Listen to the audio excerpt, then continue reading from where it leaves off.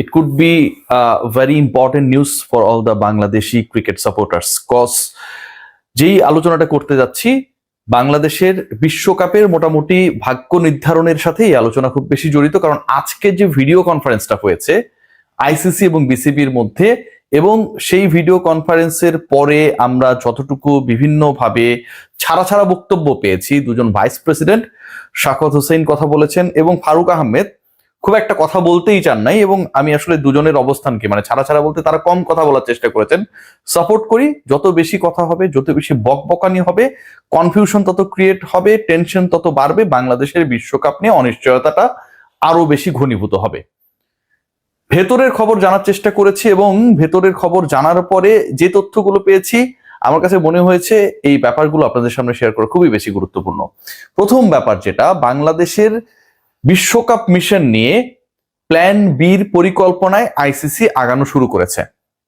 এ সপ্তাহের মধ্যেই বাংলাদেশের বিশ্বকাপ ভেন্যু কোথায় হবে সেই ডিসিশনটা হয়ে যাবে, এবং সেই প্ল্যান বির সাথে আরো একটা বিজড়িত, সেই আলোচনায় যাচ্ছি। দ্বিতীয় পয়েন্ট যেটা, সেটা হচ্ছে বাংলাদেশের গভর্নমেন্টের সাথে বিসিবির সাথে আজকে যখন বসেছিল আইসিসির প্রতিনিধি দল, সেখানটায় কারা ছিলেন? সেখানটায় তিনজন মেজর পার্সোনালিটি ছিলেন। আইসিসির সিইও ছিলেন, ইন্টিগ্রিটি ইউনিটের প্রধান ছিলেন, এন্ড হেড অফ সিকিউরিটি, এই তিনজন ছিলেন। বাংলাদেশ ক্রিকেট বোর্ডের পক্ষ থেকে কারা কারা ছিলেন সেটা আমরা সবাই জানি, আমরা সবাই জেনেছি, ছবি দেখেছি। আইসিসির পক্ষ থেকে এই মিটিংকে লিড করেছে কারা, সেই নামগুলো আপনাদের সাথে জানিয়ে দিলাম।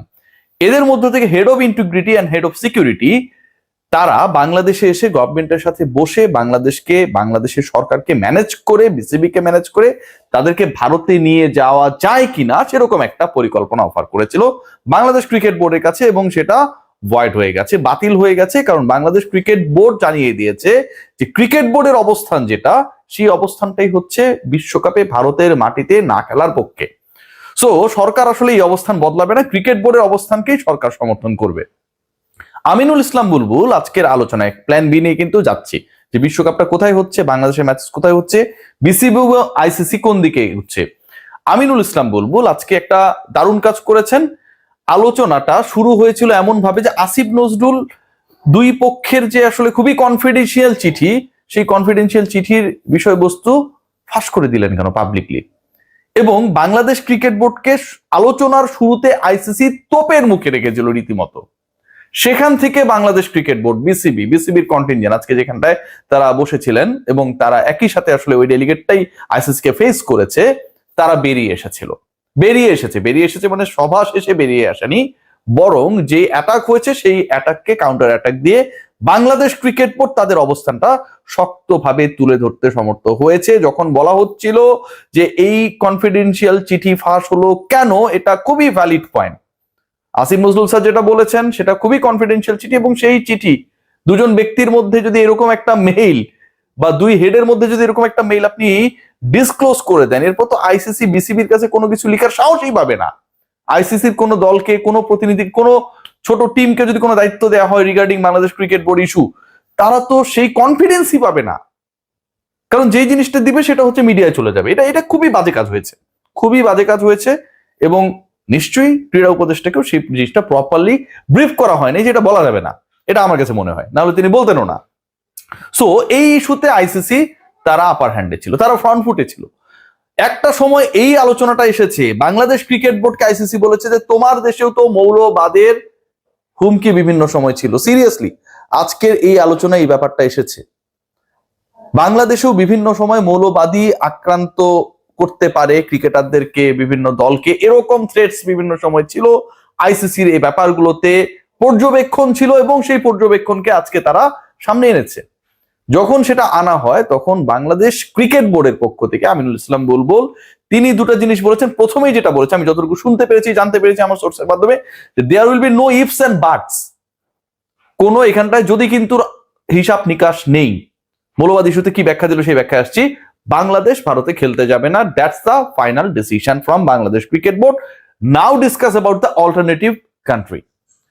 বাংলাদেশ বলেছে বাংলাদেশে মৌলবাদের হুমকি ছিল, বিভিন্ন সময় অনেক থ্রেট আমরা অবজার্ভ করেছি, but end of the day বাংলাদেশে কোনো দেশের ক্রিকেটার এসে খেলতে পারবে না, কোনো দেশের সমর্থক খেলা দেখতে পারবে না, এরকম কি কোনো ঘটনা ঘটেছিল? এরকম কোন ধরনের থ্রেটস এর কথা ছিল? ডেফিনেটলি না। যখন এই জিনিসটা নাল এন্ড ভয়েড হয়ে যায় যে ওই মৌলবাদ এই মৌলবাদ এক না, বাংলাদেশে ক্রিকেট খেলতে এসে কোনো ক্রিকেটারকে শুধুমাত্র ধর্মের কারণে, জাতীয়তার কারণে তার দেশে ব্যাক করে দেওয়া হলো, মুস্তাফিজের ক্ষেত্রে যেটা হয়েছে, এরকম ঘটনা যখন ঘটে না, ঠিক তখন এই ব্যাপারটাকে আসলে ওই মৌলবাদ, ওই এক্সট্রিমিজমের সাথে, উগ্রবাদের সাথে বাংলাদেশে বিভিন্ন সময় যে থ্রেটস গুলো ছিল বা এখনো থাকতে পারে, সেটাকে মেলানোর সুযোগ নেই, বিসিবি আপার হ্যান্ডে চলে যায়। What is the plan B? Plan বিটা কি? প্ল্যান বি নিয়ে যেটা আলোচনা হচ্ছে, সেই আলোচনাটা আমি যতটুকু জানতে পেরেছি যে আইসিসি এবং বিসিবি রাইট নাও তারা decided to find out the alternative venue for Bangladesh. ICC দুটো জিনিস বলেছে, একটা রিকোয়েস্ট করেছে বিসিবি কে যে ঠিক আছে আসো, সবকিছু আমরা করে দেবো, you play your games in India. Number two, let us come to visit Bangladesh with your high officials and we could try to convince them. এটা ছিল আইসিসির পক্ষ থেকে প্ল্যান বি, মানে তাদের পক্ষ থেকে। সেটাকেও আমি যেটা বললাম যে বাতিল করে দেওয়া হয়েছে। এখন দুপক্ষ মিলে they are about to make the alternative decision, এবং সেই ডিসিশনটা যেখানটায় বলা হয়েছে there will be no ifs and buts. বাংলাদেশের ভেন্যু হিসেবে নতুন কান্ট্রি কোথায় হইতে পারে? শ্রীলঙ্কাই তো আলটিমেট চয়েস। তো সেখানটায় হতে পারে কিনা, অন্য কোনো ভাবে এটাকে অ্যাকোমোডেট করা যায় কিনা, সেই আলোচনায় আইসিসি এখন সায় দিয়েছে। আমি আজকে একটা কন্টেন্ট করেছিলাম, অনেকেই কনভিন্সড হয়েছেন, অনেকে হন নাই, দিয়ে বাংলাদেশের পরিকল্পনায় রয়েছে, বাংলাদেশকে নিয়ে আইসিসির পরিকল্পনায় রয়েছে যে গ্রুপের ইন্টারচেঞ্জের মাধ্যমে এই সমস্যার সমাধান করা যায় কিনা। এই মুহূর্তে এটাই হচ্ছে সবচেয়ে লেজিট এবং অ্যাপ্রোপ্রিয়েট সলিউশন হতে পারে। কেন হতে পারে? আপনি যদি বাংলাদেশের গ্রুপ চেঞ্জ করে দেন, বাংলাদেশকে বি গ্রুপের কোন একটা দলের সাথে ইন্টারচেঞ্জ করে সেই বি গ্রুপের দলকে বাংলাদেশের গ্রুপে, মানে সি গ্রুপে যদি আপনি হচ্ছে এখানটায় দেন, তাহলে এখানটার একটা সমাধান হওয়া সম্ভব। কারণ যেহেতু বি গ্রুপে শ্রীলঙ্কা রয়েছে, তারা তাদের খেলাগুলো, সব খেলাই তারা আলটিমেটলি তাদের দেশেই খেলবে। সো ওই জায়গাটা আসলে বাংলাদেশকে শ্রীলঙ্কা, অস্ট্রেলিয়া যে গ্রুপে রয়েছে সেই গ্রুপে বাংলাদেশকে দেয়া যায় কিনা। আইসিসি এই আলোচনাটা আইসিসির মধ্যে, আইসিসির ইনসাইডে এটা রয়েছে, এবং বাংলাদেশও আসলে এই ব্যাপারটাই চায়। শ্রীলঙ্কান ক্রিকেট বোর্ডের সাথে অলরেডি একটা কমিউনিকেশন হচ্ছে। আজকে যে মিটিংটা হয়েছে, সেই মিটিং এ যারা ছিলেন এবং যারা এই প্রপার ব্যাপারগুলো নিয়ে ডিল করছেন, CEO, head of integrity, head of security এবং মিস্টার গৌরব, খুবই পাওয়ারফুল একজন মিস্টার গৌরব, তিনিও ইন্টারেস্টেড বলে আমি আমার সোর্স থেকে জানতে পেরেছি, এটা ওই মিটিং এর সোর্স না, বাইরের থেকে, যে বাংলাদেশের এই সমস্যার সমাধানটা ভেন্যু আলটিমেটলি চেঞ্জ করা শুধু না, গ্রুপটাকেই যদি চেঞ্জ করে দেওয়া যায় সেভাবেই সম্ভব কি না, এবং সেই পথেই বিসিবি এবং আইসিসি আগাচ্ছে। যদি বাংলাদেশের অংশগ্রহণটাই বাদ করে দেওয়া যেত বা বাদ করার পরিকল্পনা হতো, বাংলাদেশকে নেওয়ার দরকার নেই, নতুন কোনো দলকে নিয়ে নিলাম, এই ডিসকাশনস গুলো হতো না, এবং আজকে এটা চ্যাপ্টার ক্লোজ হয়ে যেত। কারণ আইসিসি জানে যে বাংলাদেশকে ভারতের মাটিতে খেলানো ছাড়া কোনো উপায় নাই। সো আজকেই তারা বিসিবিকে সরি বলে দিত। যেহেতু আজকে সরি বলে নাই, যেহেতু আজকে দুপক্ষই সম্মত হয়েছে যে অল্টারনেটিভ কি করা যায়, সেই সমাধানে পৌঁছানোর তারা চেষ্টা করবে।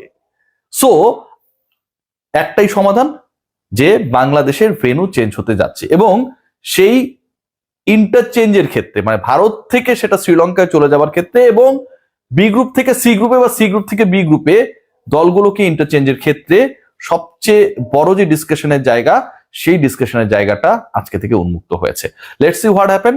বাট ওভারঅল যেই সিচুয়েশন দাঁড়াচ্ছে, বাংলাদেশের ম্যাচ শ্রীলঙ্কাতেই হবে, বিশ্বকাপেও বাংলাদেশ অংশগ্রহণ করবে, এবং বাংলাদেশের গ্রুপ পরিবর্তিত হবে, সেই ব্যাপার নেই পরবর্তী স্টেপ নিবে আইসিসি এবং বিসিবি। সবাই ভালো থাকবেন। তার আগে একটু বলতেই চাই যে আপনারা যারা এই শীতের দিনে কাপড় ঝকঝকে তকতকে স্মার্ট রাখতে চান, তারা ইউজ করতে পারেন অরিক্স ক্রিস্টাল ওয়াশ। আপনার কাপড়কে 2-in-1 ফর্মুলায় করবে দারুণ। সবাই ভালো থাকবেন।